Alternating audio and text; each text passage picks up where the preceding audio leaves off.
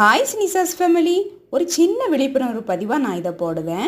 நேற்று ஒரு ரெஸ்டாரண்ட்டுக்கு போயிருந்தேன். அங்கே ஒரு ஃபேமிலி வந்திருந்தாங்க. அவங்க கேஎஃப்சி சிக்கன் இதெல்லாம் ஆர்டர் பண்ணி சாப்பிட்டாங்க.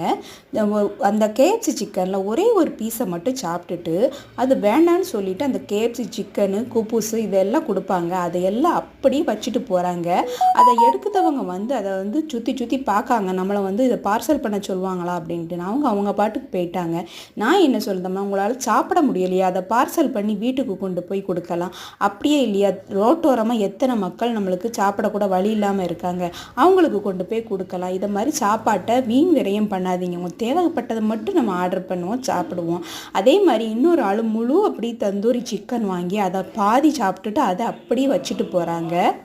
இந்த பதிவு சாப்பாட்டை இதே மாதிரி வீண் விரயம் பண்ணுதாங்களா அவங்களுக்கு மட்டும்தான். இந்த வீடியோவை உங்களுக்கு தெரிஞ்ச எல்லாருக்கும் ஷேர் பண்ணுங்கள். சாப்பாட்டை எப்பொழுதுமே வீண் விரயம் பண்ண வேணாம்.